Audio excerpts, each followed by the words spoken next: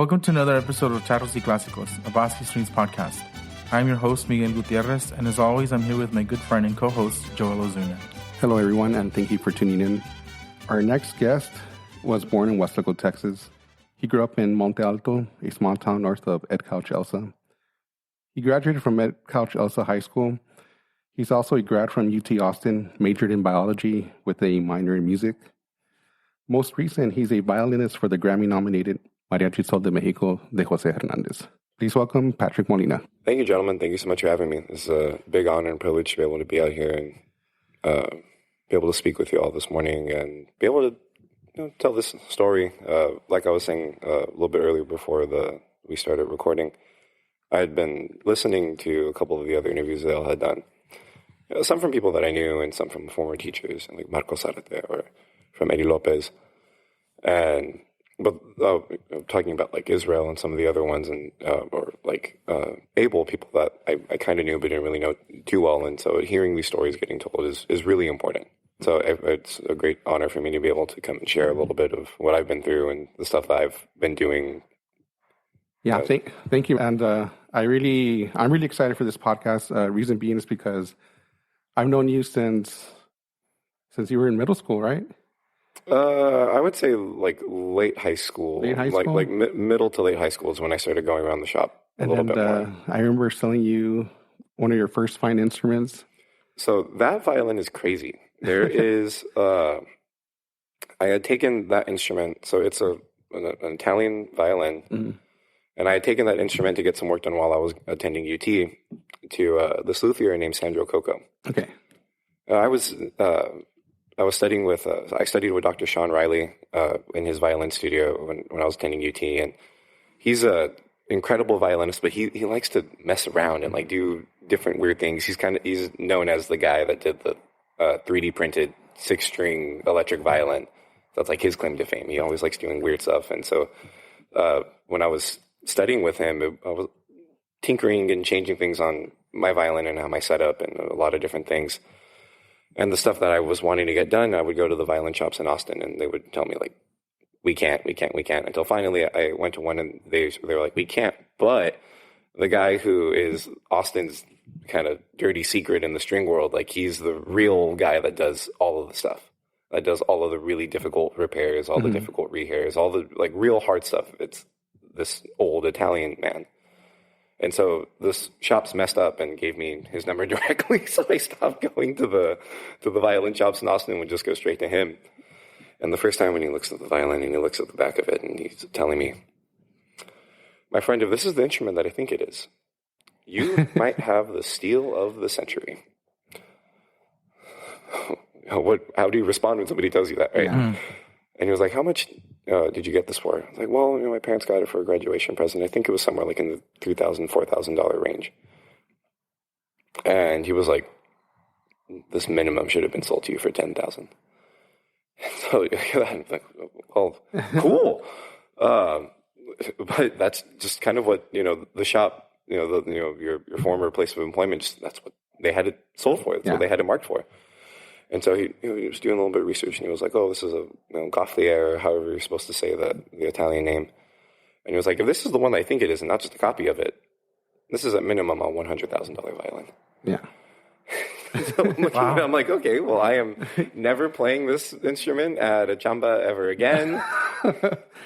Yeah, I'm never going to play that instrument at someone's quinceañera or anything ever again. Or a barbecue in the backyard. Yeah, or even telling this story, I'm like, now I'm gonna have people ask me questions. Hey, so which one is it, and where is it, and what city, what state, where do you have that? Yeah. Nah. And unfortunately, didn't you mention to me that instrument was stolen? No, thank God. Oh, it wasn't that one. No, okay. No. I did have an instrument stolen from me, so I've been really into things like self-improvement and personal development and a bunch of different things. So at the beginning of last year, I'd done like a 90-day challenge. And it's probably a terrible time to decide to do something like that in Texas, where I was like, okay, I'm going to do 90 days of cold showers every day. I was already pretty strict in my diet, but get even more strict with that kind of stuff. No alcohol. Like, I was just super strict about restricting all of these things for 90 days. So from January 1st until April 1st. April 1st hits, and it's like, okay, I did it. Went through the 90 days. And anybody that's from Texas knows that like January and February are the coldest months of the year. So it's a terrible time to be doing cold showers. So I'm like, okay, finally, like I'm warm. I can have fun. And I'd recently purchased an older French violin. And so the first day, April 1st, that I'm able to drink again, I have an instrument stolen from me. Ouch. I had this French violin that I was putting a lot of money in to get work done to get it fixed up, because it was a bit of like a fixer-upper, but it sounded great. I had a Kodabow Diamond GX in there, and that hurt. Like getting all that stolen hurt. So thank God it's not. It wasn't that one. No, it was not that one. It wasn't the one that would hurt a lot more. Dang. So you're in town for a couple of days then, right? Yeah, I'm in Texas for a bit. I'm supposed to leave off to Houston later. I was able to get some time off from California, come in and see my family, get some dental work done, some things that I have been putting off since joining Sol de Mexico. And we just wrapped up the Christmas tour, the Mariachi Christmas. We did like 21 shows in 20 different cities. And after that, we played for New Year's at the restaurant. We recently wrapped up, like the last traveling that we did was in Petaluma. So that's like about an hour outside of San Francisco. So we've been pretty much since the end of, or like around Thanksgiving, we've been on the road. Touring. Touring, playing, just, it was funny because like we finished our last show at the Davie Symphony Hall in San Francisco, which for a violinist, like you walk backstage and you see, you see pictures of Menuhin and Isaac Stern and like all of these greats that played in that hall that you're about to go play in. And it's like super inspiring. So we played the last show. We're like, okay, day 20, we're done with the tour. And they're like, oh, by the way, guys, in 2 weeks you're going to fly out to Petaluma and go play out there. We're like, oh, this is like the epilogue to the end of the tour. Yeah. Wow. Well, speaking of inspiring, while you're here, we invited you to hear your story and hear how you got to where you got to. So first things first, are you first generation musician in your family? Are there more musicians in your family? So on my dad's side of the family, so my father was born in Houston, raised there, and came down to the Valley, I think when he said, I forget if he said when he was 8 years old or in 8th grade, but one of those two. There's an 8 there. Yeah, there's an 8 somewhere in there. And it's the same thing with my mom, where she's like, I didn't start speaking English until, and then I don't know if it's 8th grade or 8 years old. Yeah, there's an 8 somewhere with the two of them with different things. But my father's family came down to Houston, from Houston to the Valley, and my family had taken over a meat market in Monte Alto, Texas. That was originally my great-grandfather's. And that was just what my family had done, for the longest time. And my dad is in the middle, he's the middle child of 5. So both of his brothers play guitar, and both of his sisters learn piano. My dad, and I didn't know this because Couch Elsa doesn't have a choir and hasn't had a choir in years, but there was a choir program in the 70s when my dad was attending high school there. And my dad was more of a jock. He actually, his claim to fame was that he's the first Hispanic that showed up on the cover of a Texas high school football magazine. Oh, wow. Okay. And, but he joined the choir because he heard that the choir had the best field trips from all the other programs. Right. Incentive. Yeah. So my dad was in the choir. I think he sang tenor 2 or baritone 1, one of those parts. But as far as like a musical instrument, he never really touched it. All of his cousins that stayed in Houston, they're all like fantastic guitar players. Okay. On my mom's side, no one's really a musician, which is interesting considering that like on my mom's side, the family's from Zacatecas, and that's like a state in Mexico where it's really known for the bandas, the mariachis, and all of that. And so all of them are fanatics, but nobody themselves ever got around to playing. That's more of a Molina thing than a Ramirez thing. Okay. And what really kind of changed everything was my older brother. And so my older brother, Omar Molina, is probably like my first real big musical inspiration. man's an absolute genius. Graduated high school at 16. His two options for university were MIT and Berkeley School of Music. So he ended up going to MIT. By the way, he was going to go to Boston. Mm-hmm. And so growing up and having this insane talent in front of you was almost a little like intimidating, intimidating and unmotivating. It's like, okay, well, I don't want to play guitar because I can't do that. Yeah. But it was, and so to my dad's cousins and to like his brothers, oh, cool, Homer's son is wanting to play. And they didn't take long until they're like, oh, okay, Homer's son is better than us. Mm-hmm. And he's 12. But growing up around my brother and hearing him practicing all the time, if he wasn't studying, he was practicing, and hearing him run through scales, run through modes, and get accepted in Berkeley, and he can't read music, was just... So he plays guitar? Yeah, my older brother's an electric guitar player. Now, pretty much since after he graduated from MIT, he went to UT Austin for his master's, and he's stayed in the Austin area since.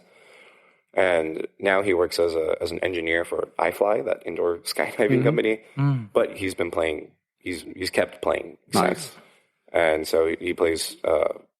He prefers doing more blues guitar. But if you're in Texas and especially Austin, what kind of gigs are you gonna get as an electric guitar player? They're all gonna be country, right? Mm-hmm. So he does a lot of that stuff. Does a lot of country guitar and that kind of stuff. But it's very progressive in how he plays. There's a lot of jazz influence and a lot of interesting chords and interesting voicings he does in his playing. Awesome.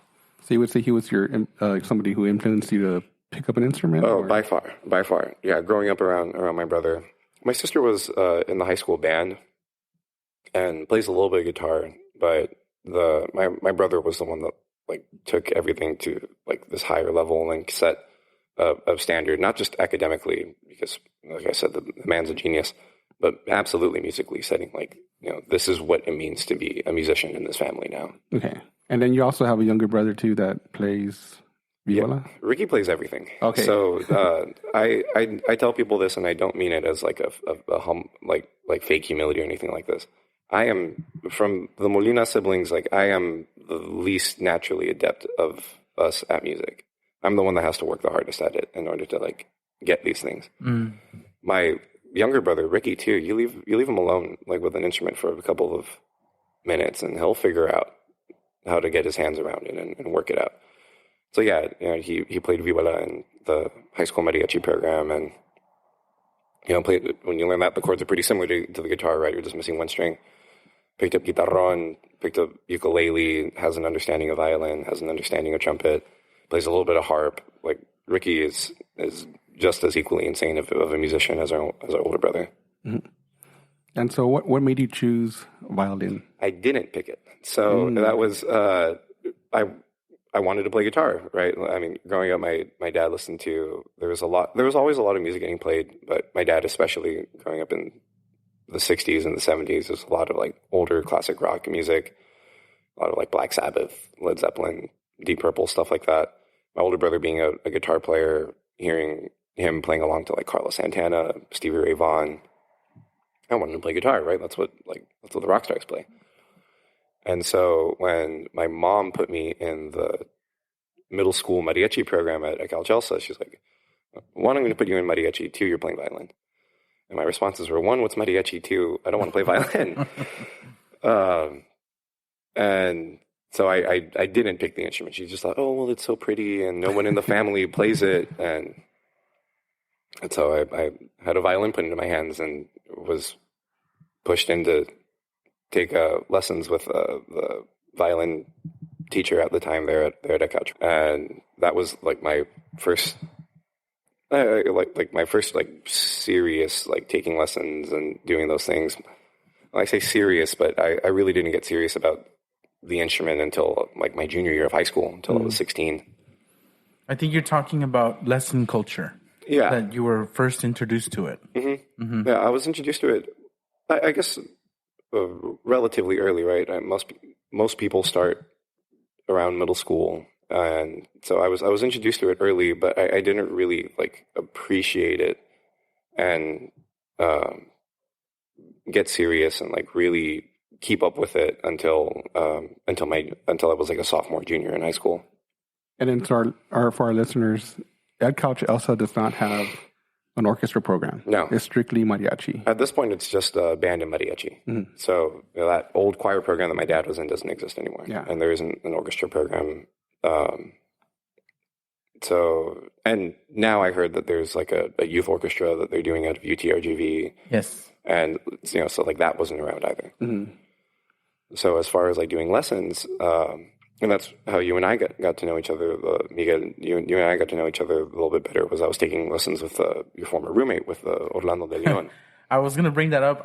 That's when I kind of learned of you. Mm-hmm. I had seen you around because Joel and I would go to concerts and we would see the Egg Couch Kids play. Because every time we would go, you would play a new song and you would just top each other every single time we went. And so your face was familiar.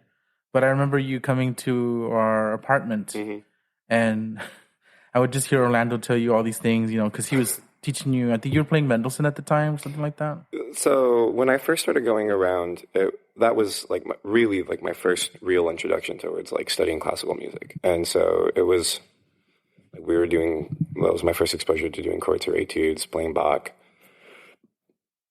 When I was preparing for auditions for UT, we were doing Mendelssohn, which is like way above my level. Like now, as someone who has like gone through studying classical violin for a number of years, I'm looking back and I'm like, why did he agree? Why was he like, all right, you want to play that? Okay, we will try. And I think we got through like the first 2 or 3 pages of it, but for like a short audition, I think that was like really all I didn't need to play the entire first movement. Right? I didn't even play all 8 pages of it, but it got you in. Yeah. I mean, and even at that, like I auditioned and I didn't make it to the non-major studio my first semester. At UT, it was a little discouraging, but I just kept practicing. And then a person that was in the studio ended up dropping out of it, and so I got the email like at the beginning of my second semester. Hey, spot opened up. We still want it, and I took it immediately. Nice. So I prepared for an audition, but I actually failed the first time, which that sounds like something that ended up happening again a little later. That's like I guess that was like more foreshadowing for something later in my life. So you didn't go as a music major at UT? No, I did not. So I graduated at Cal Chelsea in 2016. There's a little bit of controversy as far as like the rankings of what happened every year. And like every high school, there was things going on, and I think at that year there was the valedictorian and salutatorian at high school in Edinburgh were suing each other or suing the school over like the rankings because of like some kind of discrepancy. And there was a situation similar to that happened to me at Cal Chelsea, but I didn't want to go through like all that because it was it was like a national news story. Oh wow! And so I was like embarrassed for the two of them, and I was like, okay, I'm in a similar situation, and I do not want my face on national news for something like that. So there was a little weird stuff that happened with that, but my official title is salutatorian from Cal Chelsea. Oh, okay. But on all of my college applications, it was when it was still the valedictorian. So I graduated from Couch, and I attended UT Austin as part of this scholarship program called the 40 Acre Scholars. And so it was this academic full-ride scholarship with the intention of keeping kids that would otherwise leave Texas to stay in the state. Because I didn't want to stay in state. My brother went to MIT. My sister went to Amherst. I thought that was what I was going to do. I was going to go to the East Coast. I was going to go to one of those schools. And I got into Brown. I got into Tufts. I got into these higher-end universities. I'm like, I'm going to go. And then UT offered me this complete full ride, including, so I had my room and board paid for, my tuition waived, and study abroad was made mandatory, but then they cover your study abroad. And so it was an offer I couldn't refuse. Yeah. And something that I didn't appreciate at the time, but now I definitely do, is that it's through the Alumni Association at UT Austin, through the Texas X's. So it gives you direct, like immediately, like your freshman year, direct access to alumni. So I'm 18, having dinner with Greg Abbott, who I think he just became the governor of Texas in 2016. I met Kevin Durant because he's an alumni too, and just being around like incredible musicians and athletes and professionals. Yeah. Like the CEO of Southwest is, which there's been some things going on with them, but he's a Texas X as well, and just being in the same room with these people and telling my terrible jokes in front of them and them still laughing was wild, and something that like if I thought too much about it, it like freaked me out. So I'm like, I'm just not going to think about it, and I'm just gonna like, oh, there's that billionaire. Let me just keep walking. Yeah. So I got that, and I initially went in as an engineering major into there at UT, and that was like a process of like finding myself too, because it was like, oh, well, and every college student kind of goes through that. Like, oh, I don't know if I really want to do this. I don't know if I really want to study this. I don't know. And until I was like, you know what, I'm going to study something I'm interested in. Probably not something I want to pursue for life, but I'm going to go with something that I want to do, that I want to learn more about, but something that's more so going to challenge me intellectually, and then I'll figure things out as they go along. So I switched my major to bio, and I got into that's at UT what they were calling the non-major studio for violin. Okay. And you still had music. You still pursued music in college. Yes. So initially the professor, so the one that's in charge of strings at UT is Dr. Brian Lewis, and I didn't study with him directly because I wasn't like a bachelor's in music performance. But he would come and do master classes every now and then. I ever got the chance to study with Sean Riley, who is this incredible musician, Juilliard grad himself, and somebody that, as far as like violin technique, has absolutely changed everything about the way that I play, and is one of two of my biggest like influences as far as how I develop my violin playing. Okay. And before you went to, before you decided to study music, you also played with Mariachi in high school, correct? Yeah. So that's the story that I love talking about. That's so a couple of my friends. There's like been this Texas high school boom in competitions, right? And this is the breeding ground for it here at in the Rio Grande Valley. And it's a couple of my friends. I wanted to start a group, and I was invited over. And at that point, there was Mario Gutierrez, there was Rogelio Vasquez. Those were the two that were in charge. My brother Ricky Molina eventually came on board, and there were other people like Leo, Alex Trevino Jr. There was a lot of really talented kids that went through there, and that group, like, we went to the Houston Rodeo. We competed there a couple of times, got second place. Went to the Albuquerque conference, competed in the open category, and a lot of great memories, great experiences with that group. But yeah, I was attending UT, and I was playing around Austin because I didn't have a car in my freshman year, but I would come down like once a month to make sure that I was going to the Estrellas rehearsals and keeping up with the stuff that was going on there. And lots of love for all the guys and all the experiences through that. It was a great group. And it's kind of what led you to where you're at right now, too, right? Yeah, that was like that was big because I was in the Ecachos Mariachi program, which is one of the more storied programs here in the Valley. But I didn't really sing, and I didn't really do stuff that like put me out on the spotlight. And so people, like you had said, Miguel, like people recognized me. People, they didn't really quite know my name. They didn't really quite know what I could do, what I couldn't do. And so Estrellas was like the first opportunity for people to really be like, oh, okay, wow, this. So it set a stage for you. Yeah. It started to put me in the public consciousness in a different way. Wow. So also, you spent time with Miguel, right, up in San Antonio? Yeah. So can you tell us about that? Man, I could talk about Miguel for hours. I could write the man's biography. Like, this is Miguel Guzman is, to me, a second father. He's been a violin teacher, a mariachi director, life coach, a preacher. There's like thousands of titles I could give him. My story in life drastically changed the moment I met Miguel Guzman. And so I had always heard of him. I knew who he was, but he was judging here in the Valley, and for like a pre-UIL or pre-MASBA or whatever they call it now. And I went up to him because people were telling me like, oh, well, you're in Austin. Like, have you tried going down to San Antonio? Have you tried playing with Galleros? Have you tried playing with Miguel? Have you blah, blah, blah? I know, no. And then I saw him, and I was home for Christmas, and I went up and I introduced myself to him, and I asked, hey, do y'all rehearse? When do y'all have rehearsals? When do you have this or that? And he was like, oh, whenever you want, come by. The year that he was the all-region clinician for the Mariachi, I had made it into the group, but I couldn't attend the all-region clinic. So I didn't get a chance to meet him when I was in high school.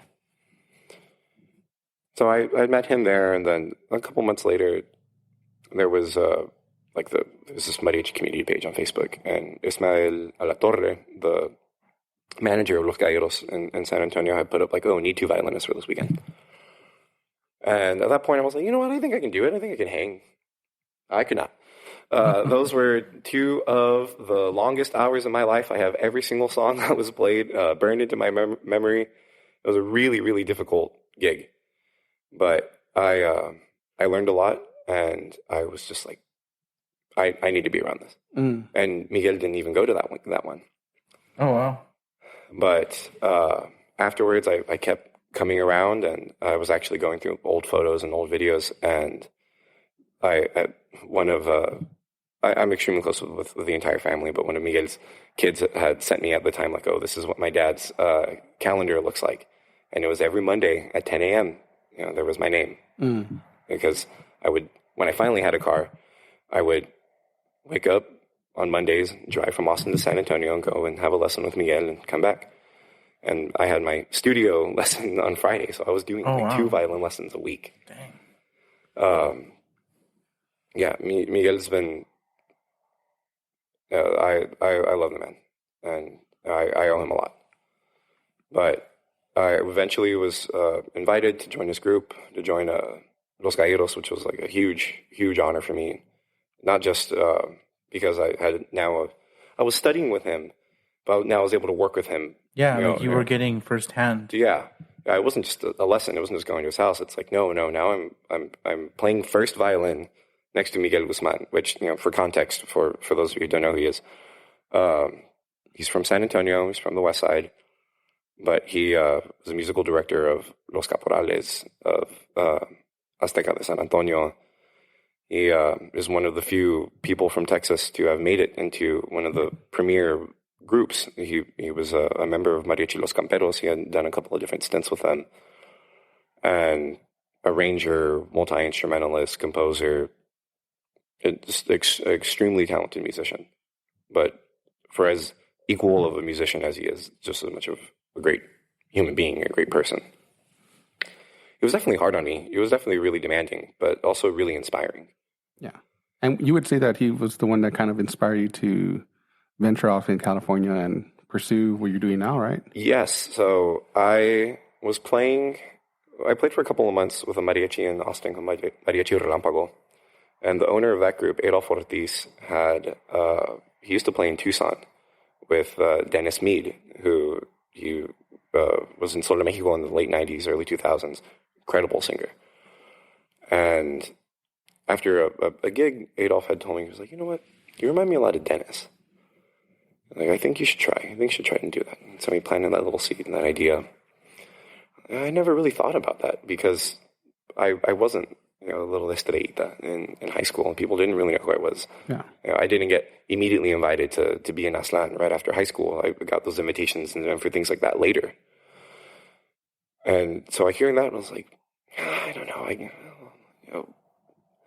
But then the thought, it stuck. Mm-hmm. And so going with Miguel was like, okay, well, let me see what it takes to be a musician of that caliber, to get into a group like that.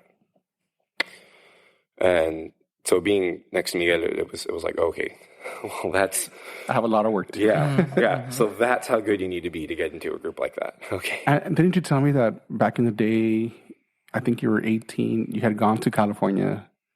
So I auditioned for Sol de Mexico when I was 19. 19, okay. Yeah. So my sophomore year of college, my parents were not happy, but I was fully prepared to drop out and leave behind that big full ride that I got to join Sol de Mexico. Eric Hernández had recently left the group, and so there was an opportunity. And I went and I auditioned, and Jose had told me, like, well, you sing well, but your violin playing is lacking. And at that time, looking for somebody to replace Eric, right, who was one of the best mariachi violinists probably of all time. I was definitely not ready. No, I was not ready for that. And so getting back from the audition, I was really inspired to like be more serious about my studies at school and studying with Miguel. So I just got, like I said, I was doing 2 violin lessons a week. And from that point onward, I just got really obsessive. You just worked hard. So you got to work. Yeah, I went down and I just would grind. There was a point where I had 2 violin lessons a week, a voice lesson, and I was playing every day. And not being a music major, like still having to keep up for a GPA requirement for the scholarship. Schoolwork, yeah. And you were still living in Austin, and correct? I was still living in Austin. So you would travel from Austin to San Antonio every week.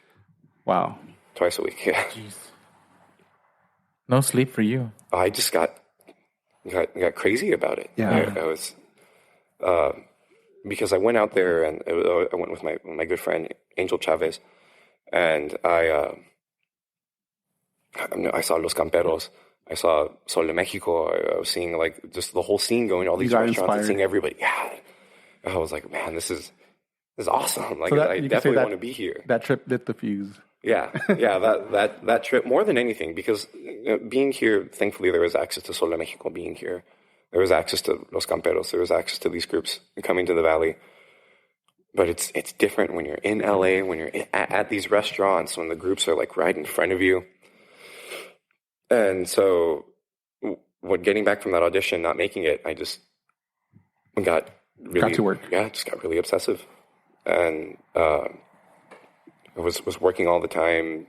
There wasn't time to like go to college parties or to slack off or to do anything like that, because I was just thinking like, no, man, like I don't know if I was close, but I was at Cielito Lindo. I was with José Hernández. I was with all people who are now my compañeros auditioning, and like I was like, man, it was maybe it wasn't as close as in my mind I thought it was, but I was like, man, it was almost there. It was almost there. Yeah. And it was crazy because I saw like my Snapchat memories, and about a week ago was 5 years to the day that I had auditioned for Sol. Wow. And it's funny, let's fast forward a little bit. I remember last year, was it? I don't even know. It's almost been 2 years that we opened, right? Yeah. I think it was when we opened, and you caught wind that I had opened a store, my own shop, and you came and I remember asking you, what are your plans? And I remember you mentioning to me, well, right now I'm playing with Los Galleros, and man, I have this itch of going to California and maybe auditioning for a big group. I remember you telling me that, and I think my response to you was like, yeah, man, go for it. If that's your calling, go for it.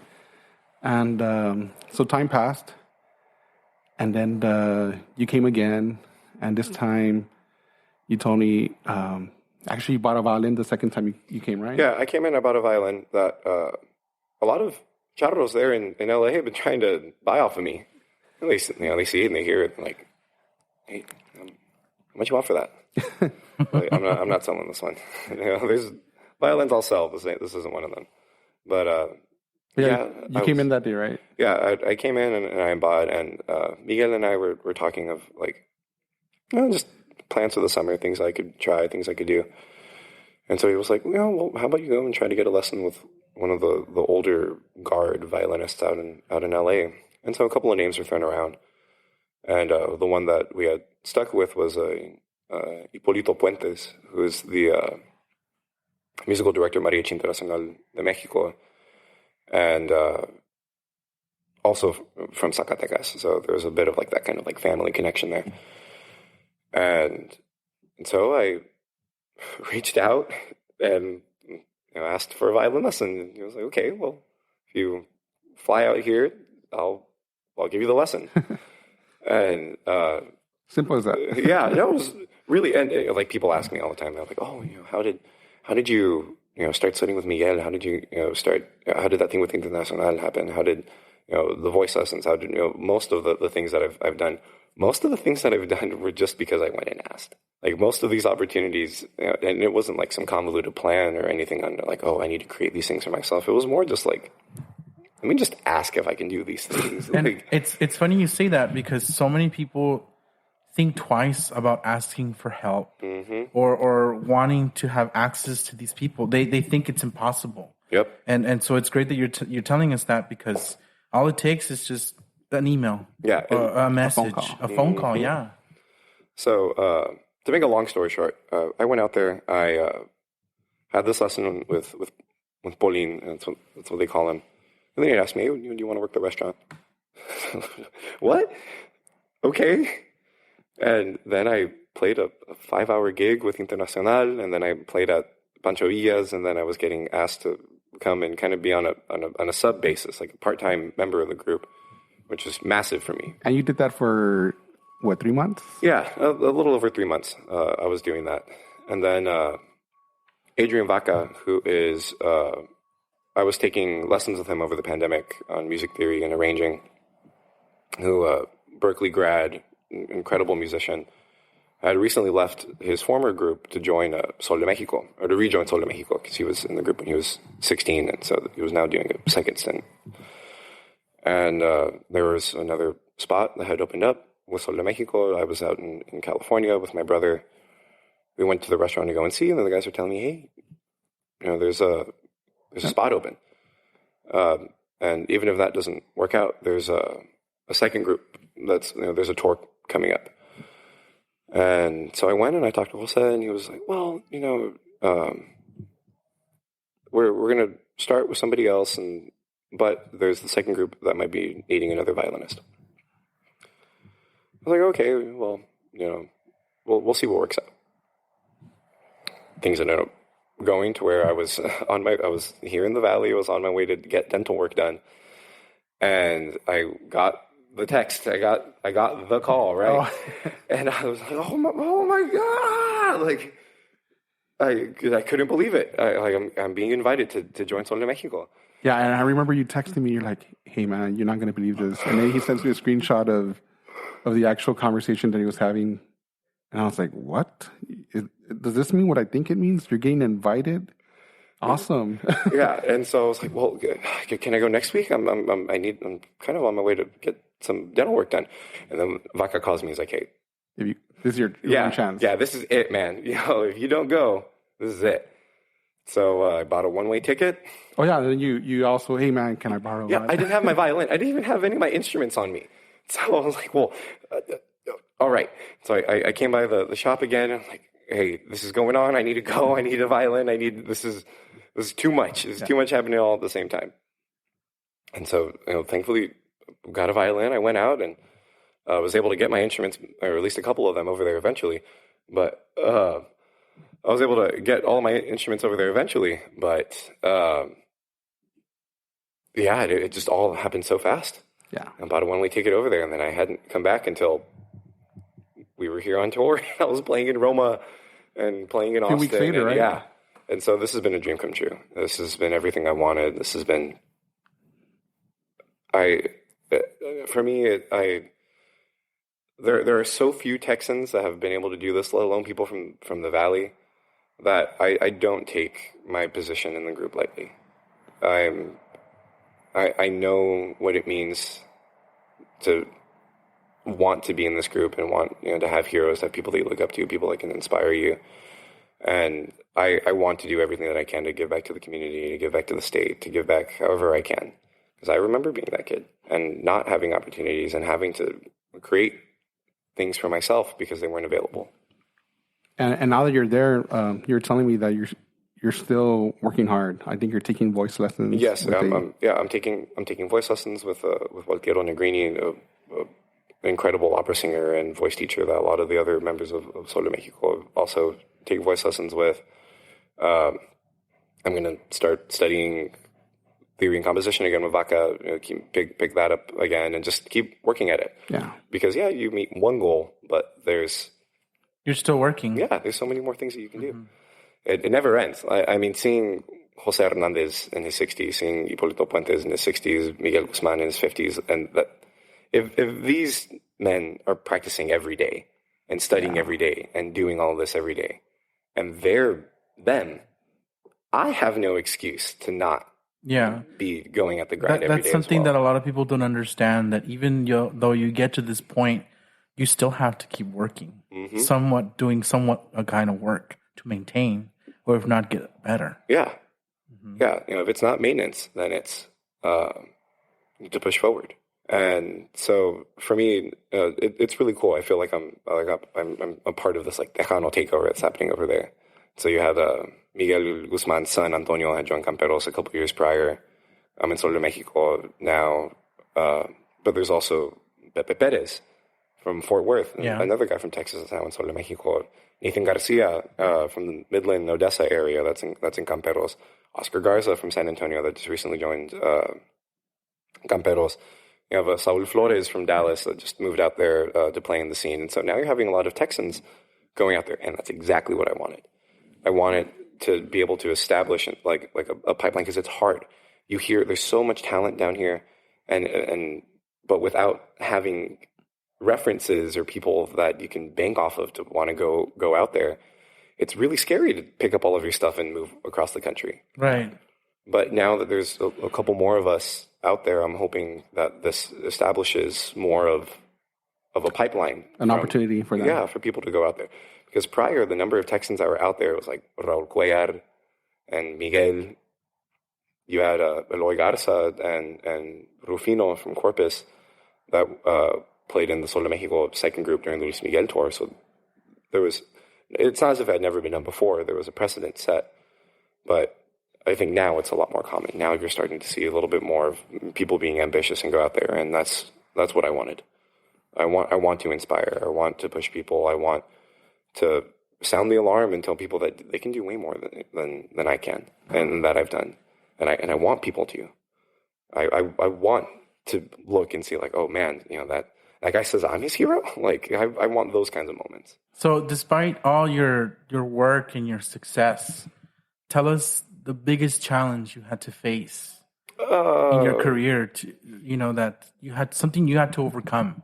Being a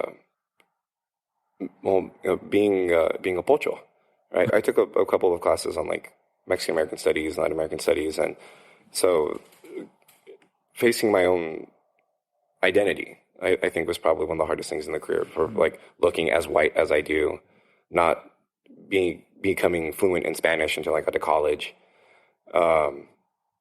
That was more than anything musically. That was hard, because feeling like, I mean, most people from the Valley, or just Mexican Americans in general, feel like, oh, okay, no soy de aquí ni de allá. But you feel it even more so when you don't look like what most people assume a Mexican looks like. And then you play mariachi. Yeah. And being in mariachi, being something that's like, the music most representative of Mexico. And so that's more than anything has been harder things to understand and to come to terms with. Like my own, what's the term they use, Latinidad. Mm-hmm. That more than anything else has probably been in my career. Like more than musical struggles or personal struggles, it's been that, like a struggle of identity. And would you say that now that you're in Sol de Mexico, do you still face that issue? Or? All the time. Okay. All the time. But you come to terms with these things, and you deal with it on a daily basis, and you understand that it's not. There's no one set way of being a certain person. There's no one set way of being, black, brown, white, anything. Every person is unique. Everyone's experiences are individual. Do you have any words of wisdom for young listeners? Yes, find a teacher. Even if they don't want to teach you, keep showing up, keep knocking on their door, find someone better than you, find someone older than you, find a mentor, and it will change your life. I promise you. And to anybody that's listening, anyone younger, like, don't be afraid to reach out. Don't hesitate. I try to make myself as available as possible. I'd be a hypocrite if I were to be saying, oh, I want to inspire, I want to do this and that. And then when somebody asks for help, I don't get back. So yes, absolutely, Miguel. It's find a teacher, find a mentor, find someone better than you. Well, thanks for being here, Patrick. No, thank you all so much. We appreciate you sharing your story with us. It's quite a story, I'll tell you that. It's been all over the place, but I'm extremely grateful for all of it, and I'm really excited to see how much more it changes as the years go on. And we look forward to see what new obstacles and adversity you overcome, and we'll be supporting you as we move forward. Absolutely. Thank you all so much. Thanks for listening.